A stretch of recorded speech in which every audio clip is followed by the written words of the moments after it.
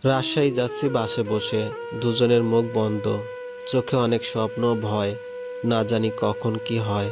হুট করে তো চলে আসলাম।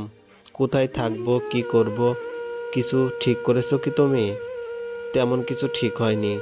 আমার এক দূর সম্পর্কের আত্মীয় বন্ধু ফয়সাল, ওর সাথে কথা হয়েছে।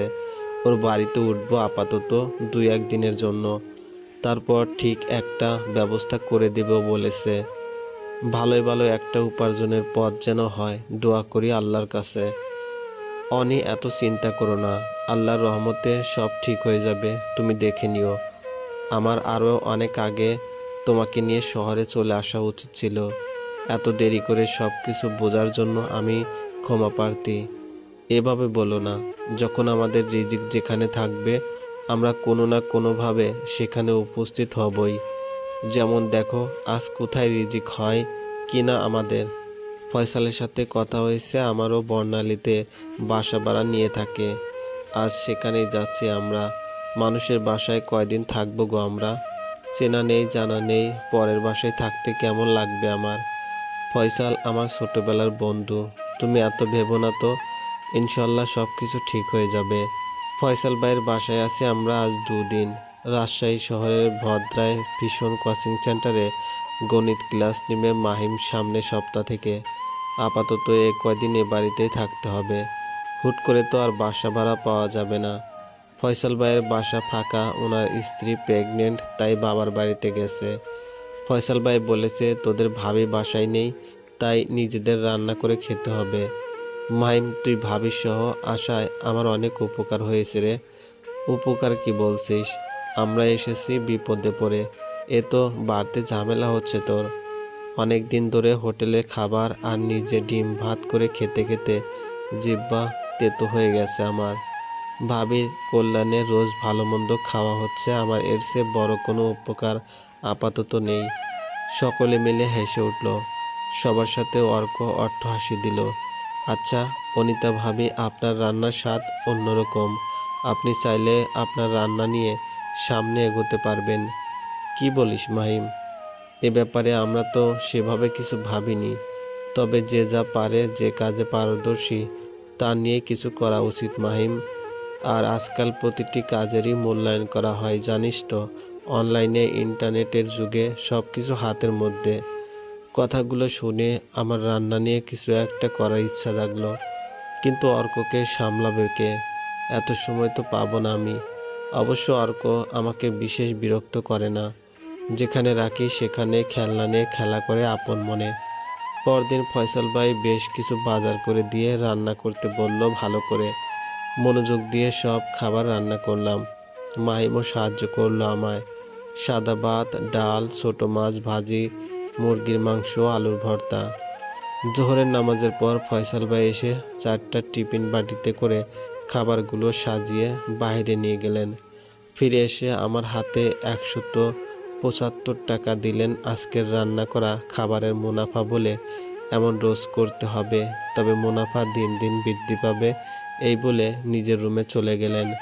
সেই থেকে রোজ ফয়সাল ভাই সহ ওনার 3জন কলিগের দুপুরের খাবার আমিই রান্না করে দিই। 1 মাস ফয়সাল ভাইয়ের বাসায় থাকার পর ধরমপুরে ছোট একটা বাসা ভাড়া নিয়েছি। এখানে বাসা ভাড়া একটু কম। ভদ্রায় ভীষণ কোচিংয়ে গণিত ক্লাস নেয় মাহিম। ইতিমধ্যে ওর 2টো টিউশনি হয়েছে। কোচিংয়ের স্টুডেন্টরা ওকে নাকি অনেক পছন্দ করে শিক্ষক হিসেবে।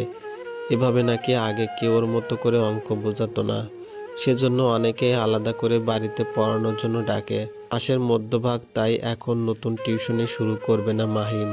পরের মাসের 1 তারিখ থেকে শুরু করবে নতুন টিউশনি। বাসায় বসেই থাকি, কাজ থাকে না, তাই দুপুরে রান্নাটা চালিয়ে যাচ্ছি। ফয়সাল ভাইয়ের মেয়ে সন্তান হয়েছে। ভাবি বাসায় আসায় রান্নার কাজটা বাদ দিয়েছি। বাসায় এখন 3টা ক্লাস 2 এর বাচ্চা আসে, ওদের পড়াই আমি বিকেলে। মাহিমও সারাদিন ব্যস্ত থাকে কোচিং টিউশনি নিয়ে। সংসারে প্রয়োজনীয় টুকিটাকি জিনিস কিছু কেনা হয়েছে, যেগুলো না হলেই নয়। গ্রামে যাওয়া হয় নাই আমাদের আর। কেউ আমাদের খোঁজও করে নাই বাবা ছাড়া। মোবাইলে কথা বলার সময় উনি শুধু যেতে বলে বাড়িতে। রোজ নাকি অশান্তি লেগে থাকে একটা মহিলাকে নিয়ে। সমস্ত কিছু শাশুড়িকে সামলাতে হয়। ওনার হাঁটুর ব্যথা বেড়েছে এত ছুটোছুটিও কাজ করতে গিয়ে। তুহিন আপার বাড়িতে বেশ আছে, সেখানে কলেজে ভর্তি হয়েছে। এর মধ্যে আপা দুলাভাইও তুহিন একবার আমাদের ছোট্ট বাসা থেকে বেরিয়ে গেছে। সময় অনেক বদলে গেছে। 1 বছর কষ্ট করে চললেও এখন আমরা সফল জীবনে। মাসে আল্লাহ দিলে লক্ষ টাকা আসে আমাদের হাতে এখন। মাহিব নিজে একটা কোচিংয়ের পরিচালক এখন। 300 জন ছাত্রছাত্রী সেখানে পড়ে, আর টিউশনি তো আছেই। মানুষটা সারাদিন পরিশ্রম করে, সকাল 7টায় বের হয়, রাত 10টায় ফিরে আসে। ফজরের নামাজ পড়ে রান্না বসাই আমি। গরম খাবার টিফিন বক্সে নিয়ে যায় দুপুরে খাওয়ার জন্য। রাতে বাসায় এসে খাবার খেয়ে ঘুমিয়ে পড়ে। তুই রাজশাহী বিশ্ববিদ্যালয়ের আইন বিভাগে পড়তেছে, আমি মাস্টার্স শেষ করছি। অর্ক পেলেতে পড়ে এখন, ওকে নিয়েই সময় কেটে যায় আমার। একটা মোটর বাইক কিনেছে মাহিম, যার ফলে সহজে যাতায়াত করতে পারে। টাকা জমাচ্ছি বাড়ি করব বলে।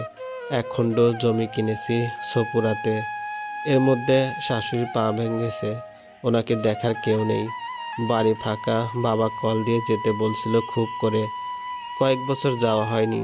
মাহিমকে বলে 2 দিনের জন্য শ্বশুরবাড়িতে গেলাম একসাথে।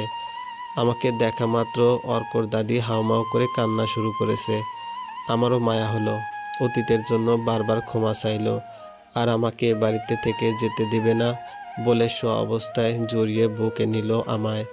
কয়েকদিন ছিলাম শ্বশুর বাড়িতে। শাশুড়ি রোজ ক্ষমা চাইতো, অর্ককে ভীষণ আদর করে। ওনার এই অসহায় অবস্থায় দেখে বাকি 2 ভাবি কয়েকদিন থেকে চলে গেছে যার যার নিজ বাড়িতে। আমরা চলে যাওয়ার 2 বছর পর বাবা সবাইকে আলাদা হয়ে যাওয়ার কথা বলায় ওনারা বাড়ি থেকে নতুন বাসায় ওঠে। শাশুড়িকে আমি রাজশাহী নিয়ে যেতে চাই। মাইমও সায় দেয় আমার কথায়। নিজের মাকে তো পাইনি সেভাবে, এখন যেহেতু শাশুড়ি মায়ের মতো হতে চাচ্ছে, তাই ওনাকে সুযোগ দিতে চাই। কিন্তু সেখানে বাধা দিল দেবর। সে ঢাকায় চাকরি করছে নতুন, তাই বাবা মাকে নিয়ে যাবে। তার কথা, মা বাবা অনেক দিন তোমাদের সাথে ছিল, এখন একটু দায়িত্ব আমাকে পালন করতে দাও তোমরা। মা বাবাকে নিয়ে চলে গেছে দেবর ঢাকায়। আমরা রাজশাহীতে এসেছি। রোজ ভিডিও কলে কথা হয় শাশুড়ির সাথে। উনি রাজশাহীতে আসার জন্য অস্থির হয়ে গেছেন। ভাবছি আমাদের নতুন বাসায় উঠলে নিয়ে আসবো ওনাদের। আলহামদুলিল্লাহ, আমরা অনেক ভালো আছি এখন।